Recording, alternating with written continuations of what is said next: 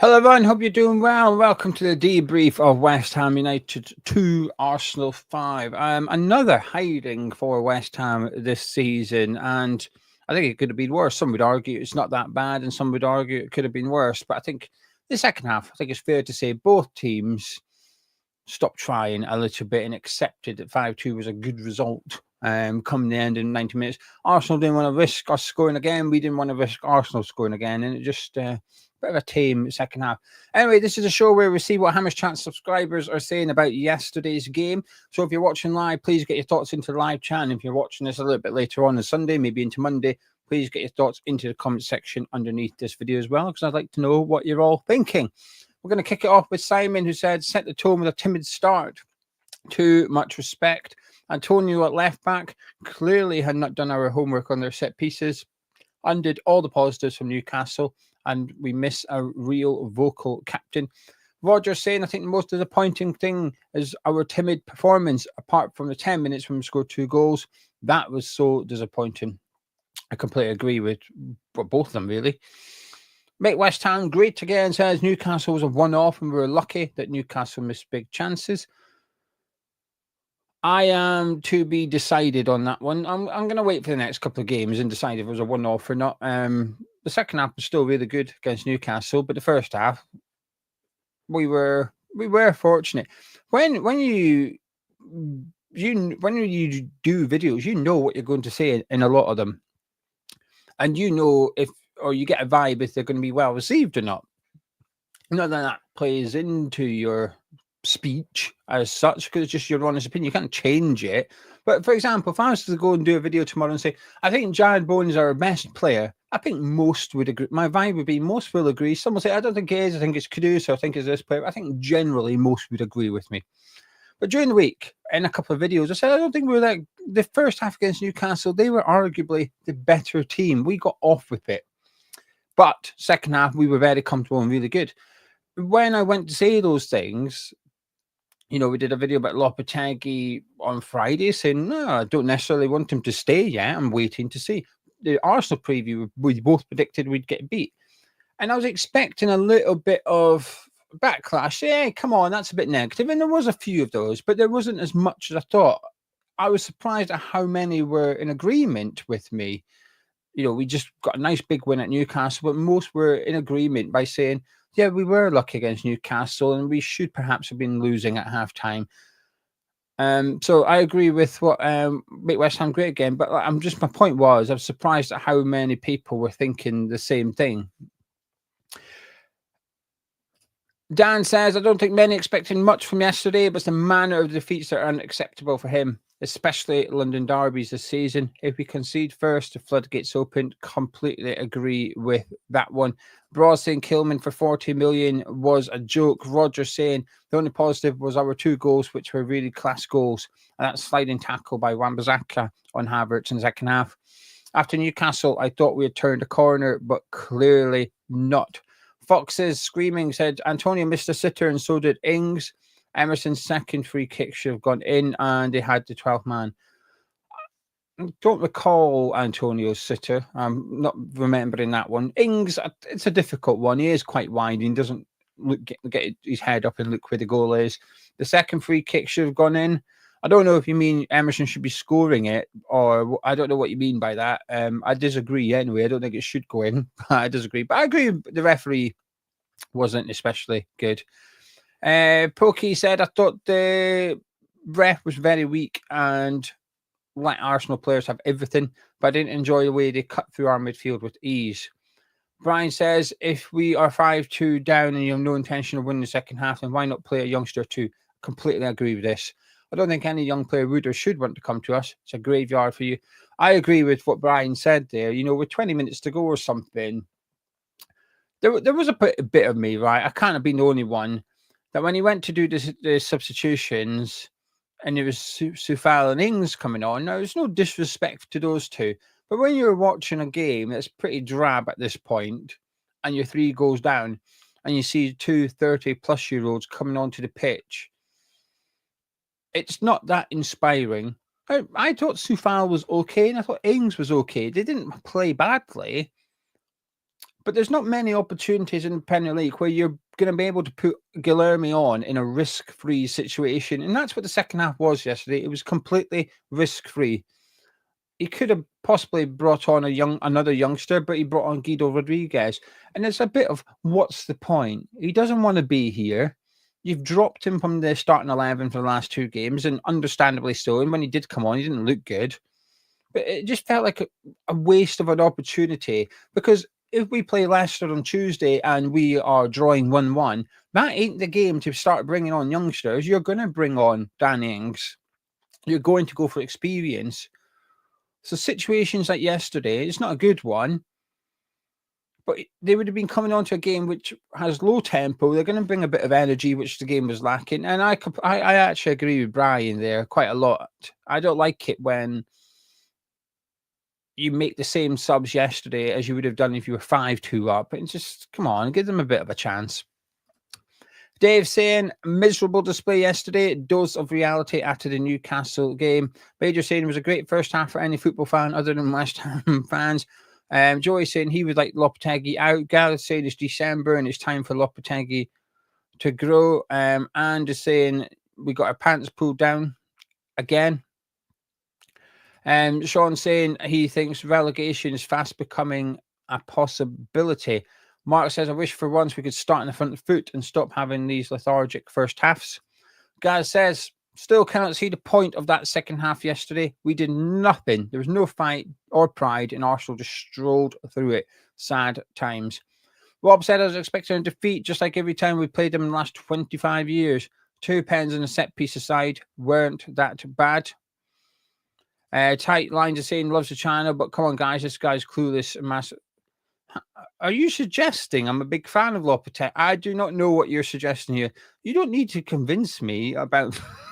I don't know. I can only assume you're new around here. Iron saying Lopetegui needs to go. We're going to be in a relegation battle for the rest of the season. Graham saying the next 2 games are must win and will be a true reflection of Lopetegui. I completely agree with that. Scott said, do you think Lopetegui being banned had an impact, or do you think we were still going to... I think we'll still get smashed, Scott. I don't think it had anything. I don't think... if anything, I think Lopetegui not being there possibly allowed some discipline. Now, I would have liked it to see a bit more aggression from West Ham yesterday. I'm agreeing with the comments that saying it was disappointing to see us sort of lay down and be bullied a little bit. I was disappointed too. But I do feel there's been times this season where Lopetegui's been jumping around and screaming on the touchline, and I don't think it particularly helps. So when, like, some Everton Alvarez gets sent off, you think, well, when the guy in charge is also losing his head. So I don't think Lopetegui not being on the touchline had any impact whatsoever, personally. Barry saying, I don't get why Fabianski's our number 1. Keeper has 1 good game and goes back to being crap. Same with Antonio and Soucek. They're not good enough for West Ham anymore. Topher said, I'm sick of the vocal captain nonsense. We've got enough screaming and shouting from the fraud on the touchline so much he gets himself in the stands for a home London derby. Get Lopetegui out. Jeff says, got exactly what I thought was going to happen. As poor as we ran into a top form and fully fit Arsenal. B says, we were crap, need a change. Lopetegui needs to go, get someone in who has a clue. And We're Massive says, want Lopetegui gone. Can't see what he's trying to do with the team. Most fans didn't want him. Doesn't look like the players want him, but the board won't get rid of him and admit their own mistake. And Major says, I predict Lopetegui will ironically get sacked after the Wolves game. Mark says, positives, we won the last 60 minutes 2-1. Emerson can take a bloody good free kick. We have one of, if not the best right backs in the league. Solar is now looking good. I agree with all of that bar the right back in the league thing. I'm not putting him up on that pedestal, Mark. I think he's an average Premier League right back, a solid Premier League right back. And there's nothing wrong with that, by the way. I always say stuff like that and people think, that's a bit harsh. I'm not saying it as a criticism. To be the 10th best right back in the Premier League is an incredible achievement. But I wouldn't say he's one of the best right backs in the league, personally. Gaz says, everyone's slagging Fabianski off. What's he meant to do? He didn't have much chance with any. Not like he made a mistake for a goal. I think they're probably focusing on the penalty he conceded, guys. I think Fabianski had a poor game, but he's had some good ones up until that point. Carl says, defending on corners was very poor as our ref's decision, especially the Fabianski punch. Hammer 99 said expected a battering, got a battering. Would have changed 11, but we ran through more than Lily Phillips. I don't know who that is. Should I know who that is? Gary says, after Newcastle, I thought there was light at the end of the tunnel. Turns out it was a high-speed train hurling towards us. Get rid of Lopetegui now. It's not going to get any better. Lewis says, I know it wouldn't have changed the game, but why do we always seem to have the referee against us, against the bigger sides? It's not just us, though, is it? I think most of the teams in Premier League would say that. Harrogate says, embarrassed. Read lots of comments saying we should ease expectations, not at home. I understand this isn't Upton Park, but rolling over and conceding 5 at home in a London derby is inexcusable. Danny says, I think even if we was to lose to Leicester, he will still be here. Sullivan won't pay out and just sack him. I agree with the Leicester one. I think Sullivan will pay out and sack him if he has to, if it gets to the point. I don't know what that point is, right? But I think he will do it if he eventually is because Slaven Bilic, Manuel Pellegrini, he's done it with those two. So I think there's evidence that he would sack a manager. There's no evidence he will pay compensation to get a manager out of his current job. You've got to go back to Birmingham City for that, and you only done it once. But in terms of sacking, there is some proof. Michael said, I thought we tried passing it about. We pushed bodies forward. We tried putting in the same performances we did against Newcastle, but Arsenal was too good at keeping the ball and took their chances. See, the second half, I was intrigued by that sort of 4 in midfield. Yesterday, I thought it looked okay, actually. And I don't like Bowen up front. But Bowen up front in a 2 is different to him being the lone striker. I was intrigued by it. Would I do it from the start against Leicester? No. But I did think, I don't know, I wouldn't quite give up on that one yet. I prefer that one to compared to, say, the back 3 that we've seen on occasions this season. Chippy says he doesn't blame Paqueta for yesterday's performance, but he has to stop being a liability when he's not superb. It's too risky. Tony says season has taken shape. We won't beat any of the top teams. Draw at best against middle teams and beat the bottom 5. Hard to disagree with that, to be honest. John said it took Arsenal a quarter of my travel time to get 4 goals. Pathetic and unacceptable. That is depressing when you look at it like that. Kent says, no intensity, no fight, too much respect shown to the opposition, not getting tight enough. Completely shocking first 35 minutes. And by then, the game was over. Newcastle 9, Arsenal 1. Awful. I don't know what the 9-1 thing is. I feel like I should. Dan says, poor substitutions. Alvarez and Guido are pretty awful. Took off probably our fastest player for one of our slowest. It's not looking good. I thought Alvarez looked okay when he came on, but it's easy when you come on to a game that's now fizzled out, and he was a sub at half time, and you bring a bit of energy, you're going to look better than the ones that have given up at this point. Tight, sorry. Oh, you don't have to apologise. I came across wrong. Watch you every week and disappointed by the season. Big players going missing. Do you think Bowen should be captain? I think we're short of a leader. I don't know. I find it hard to criticise captains too much. And the reason being is because I think a lot of the captaincy is done away from the public domain.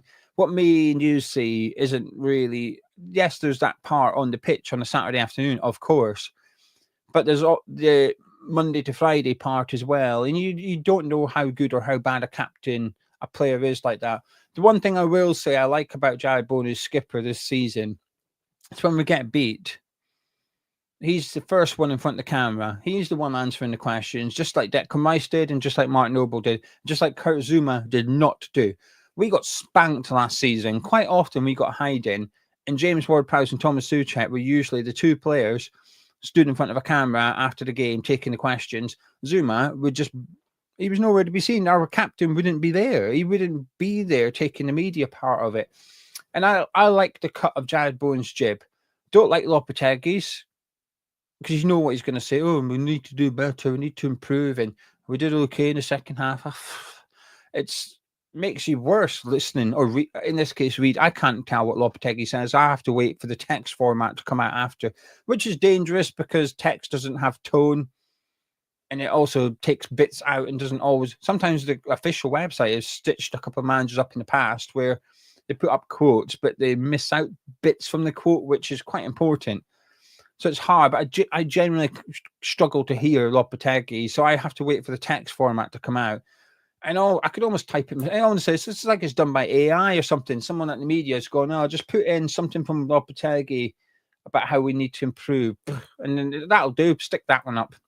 It's the same thing, but at least with Bowen, what I will say about Jared Bowen is I feel like he's a little bit more holding other people to account. Before the Newcastle game, he was saying, "No, we've not been good enough recently." After the game, he's saying, "Where's that been all season?" I like stuff like that, and you could tell what Bowen was going to say after the game yesterday, which was it's not good enough. But Leicester's coming around quick, so we've got to get ready for it. I'm on the fence for Bowen as captain because I don't have enough information. That's my thing. Barry said it was obvious we're going to lose to Arsenal. This is not the reason Lopetegui needs to go. It's the other nonsense. I agree with that aspect of it. Scott says Kudus up front in the next game. Him, Somerville, and Bowen should cause so many problems for any team. Someone says once Lopetegui out, but not happy with the reported replacements. Would you take Terzic now instead of Lopetegui? I probably would. I'm not a big fan of Terzic. I feel like this is the 100th time I'm saying this. Apologies, but I wouldn't have had Terzic in the summer to replace David Moyes, but I'd have him now to replace Lopetegui because let's just say I thought West Ham were here after David Moyes. I think we're now down here. If Lopetegui was to go today, the stature and the situation of West Ham has come down quite a bit in the last 4 months, in my opinion.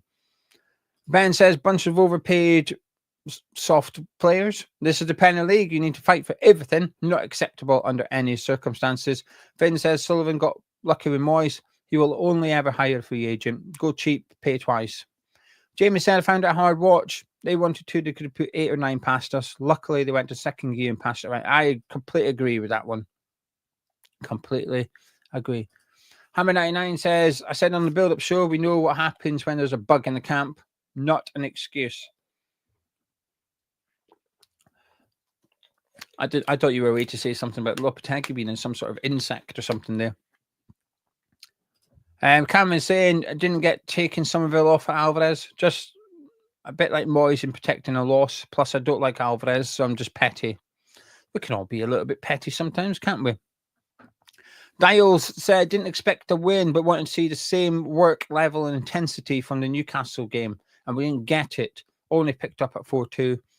100% every game needed. I agree with that. I was the man of the defeat yesterday. I think most people thought we'd lose, but if the performance was there, I think they could accept that. And I was one of those people, but the performance wasn't there. Simon saying he's got to get 6 points. I think 6 minimum for the next 3, maybe 7. Leicester, Bournemouth, Wolves. Yeah, minimum 6 points from those 3 games. I think he'll get those 3 games, by the way. I don't think Sullivan's going to be in a hurry to sack him. The thing is, Leicester, we're doing a preview later, but they're not a good team. Yes, they've got a new manager, but I ain't having it. You know, you can't, if we get beat, I'm not having it that we lost because it's a new manager bounce and stuff like that. That's not an acceptable one for me. We need to be winning on Tuesday. There's no excuses as far as I'm concerned. If you're in the Premier League and for over a decade, you should have you've done enough right. You should be able to beat the promoted sides. And I appreciate Leicester went down for a season, came back up. But their squad ain't great. You look at that team, it's not. How many Leicester players would get into the West Ham team, really? 1? I'm just trying to run through the Leicester team in my head quickly. Or maybe 2. I think you could make a case. If you were being generous, I'd give you 2, maybe 3. 3 at a push, right? 3 at an absolute push. And I wouldn't have all three. I think we'd all have different players. I think the keeper's a damn good keeper, and at the minute ours is looking a bit ropey. Mavidi's looked all right in that left wing. Somerville's looked okay, but I think it's up for grabs. And I always struggle to pronounce this guy's name. Buonotti, the Brighton player on loan. I think he's a top talent, and he's not even a Leicester player really. But you could make a case for Jamie Vardy, because Antonio's a good player, but he's not doing it at the minute, is he?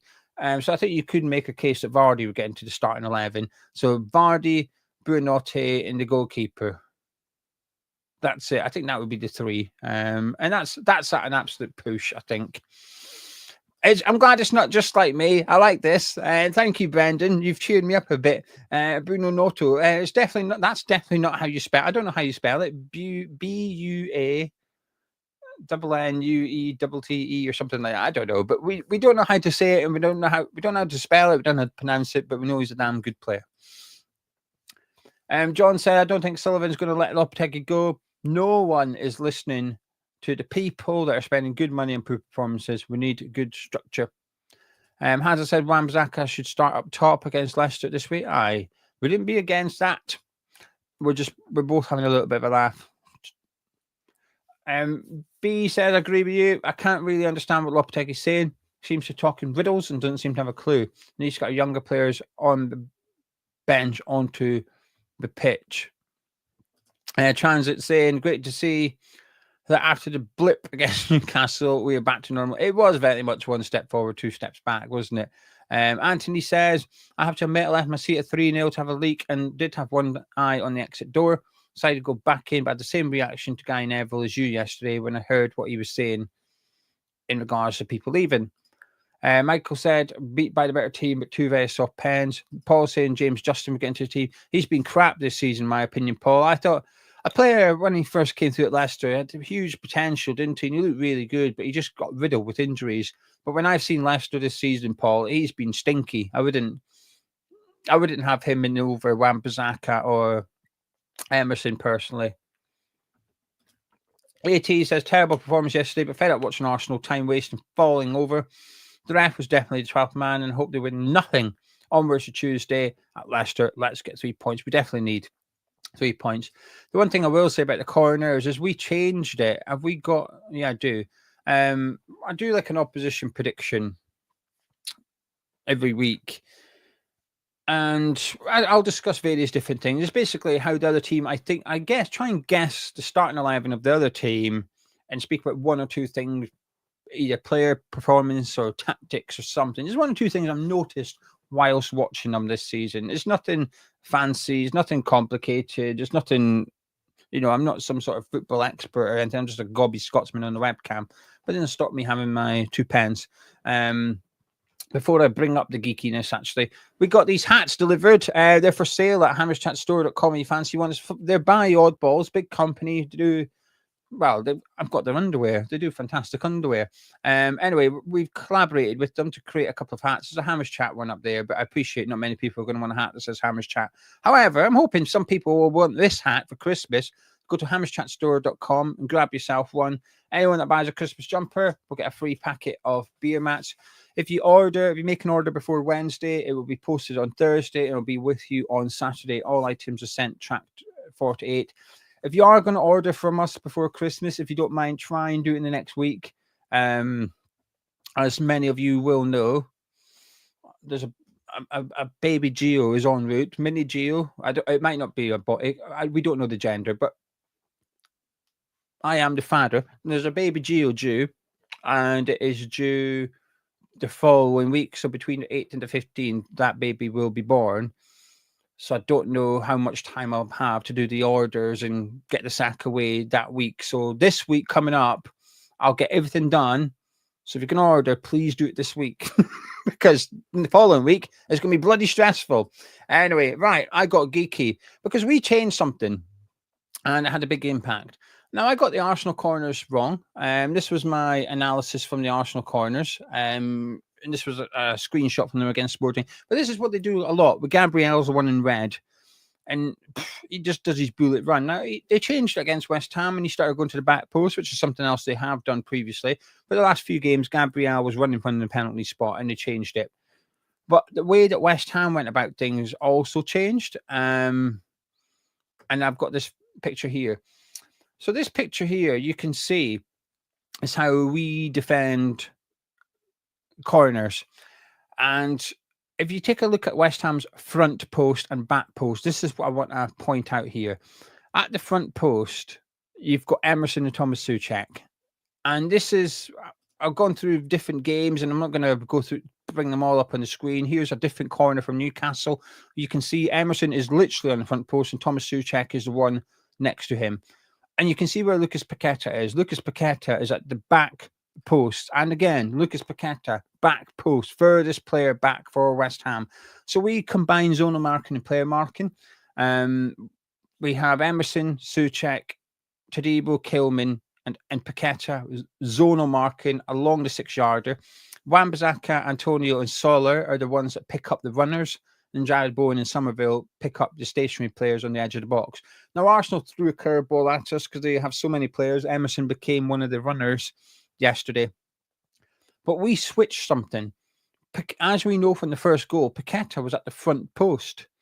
He's usually at the back post, and Thomas Souček is at the front post. But we swapped it yesterday for some. And the reason we would have swapped it is to try and stop Gabriel attacking at the back post. The problem is, Arsenal read what we were doing, and they then went, well, we'll go to the front post. And it is no surprise that they targeted Lucas Paqueta. It's no surprise at all. At one point against Newcastle, they had a free header. It was Lloyd Kelly at the back post up against Lucas Paqueta. So they targeted Paqueta at the corners as far as I'm concerned yesterday. Timber knew what he was doing. He was unmarked. If you go back and watch it, Timber is completely unmarked at corners because they've got more players than we do because we've got players committed to zonal marking. So Timber runs across the face of the goal and bumps into Paqueta. Gabriel runs along the 6-yarder and goes into the vacant space now, which is there thanks to Timber. But Paqueta's, if that was Thomas Souček, I'm saying he heads that. I'm saying Thomas Souček is stronger than Paqueta, better than Paqueta, doesn't take a step forward, and I think he clears it. So for some reason, well, I say some reason, I've already decided why. We've changed it. We've switched Paqueta and Souček around for defending corners, and Arsenal have taken advantage of that, and it's led to their first goal. So we got that wrong. We got that wrong. Anyway, there you go. That's my geekiness from the opposition prediction last week. Mark says someone needed to block off Gabriel. Simple as that. I have to agree because I've seen criticism for Antonio for that goal. I've got no criticism of Antonio. None. Because Gabriel runs along the 6-yarder. Antonio can't chase him. Antonio has to run alongside him because he's running behind him. He ain't winning the ball. He's got to run alongside him, but he can't. There's no room. And Gabriel runs past the crowd of players. Antonio has to go through the crowd of players. He's never getting there. It's fantastic play by Gabriel, but I don't blame Antonio whatsoever. I blame the switch of Paqueta and Souček, and I blame us only having one person on Gabriel. There should be someone else there. I would have liked to have seen Somerville in front of him and basically run into Gabriel and throw himself to the floor and say, hang on a minute, he just threw me out of the way here, ref. I just thought that it was too easy, personally, for Arsenal yesterday. But anyway, that's my tuppence and nonsense on analysing West Ham defending set pieces. Danny says, got a brilliant feeling we will get something at home against Liverpool on 29th of December. We done them 3 years ago, November. That was an unbelievable night. See it 1-1. I hope you're right. I mean, love a little bit of that. Martin says, embarrassing. I thought after Monday we had turned a corner, but how silly was I? Does this manager even do his homework on other team's strengths? I always feel bad for people that feel positive and get let down because it's nice, isn't it, to feel positive about something. It's a good feeling. Mark says, what baffles him is how we started so differently in the last 2 games. Can only assume players were told to sit back against Arsenal, not concede. Well, that worked, didn't it? And Colin says, Sullivan needs to get off his lazy arse and make decisions. Sack Lopetegui now. The longer he's in charge, the worse it's certainly going to get. We are not too good to go down. Lopetegui out. Anyway, I'm going to leave it there. If you would like to send us your fan cam today, please do so before 7 p.m. Simply get your phone out. I've dropped my sticky pads. Get your phone out in landscape mode, record your thoughts, say, I thought this, I thought that, blah, blah, blah, whatever you want about the Arsenal game. Get your thoughts into video form. We transfer it to hammerschatpatron@gmail.com. I'll put the details in the description below in the pinned comments, and we'll pop it up on this YouTube channel or the Forum YouTube channel throughout the day. But it's got to be in before 7 p.m. If not, we will still upload it, but it'll go up on Patreon only, just so that subscribers know tomorrow it's normal Hammers Chat content. But thank you very much for joining me. Before you disappear, please would you kindly drop a like on the video by clicking thumbs up, subscribe to Hammers Chat. Go to hammerschatstore.com if you want a sexy bobble hat, a Christmas jumper, you want signed shirts. These are signed shirts. Bowen, Booking. What one's that? DiCanio. That's a signed DiCanio shirt. We've got signed goods on there. Signed captain's armbands. We've got new signed captain's armbands arriving next week from Julian Dix and Mark Noble. So lots of signed merchandise on the store. So if you fancy treating yourself or someone, Jamie Walker's book will be signed by him as well. Lots of goodies. Go have a look. But please order it before next week to make my life a little bit easier. Thank you for joining me. Catch you in a bit.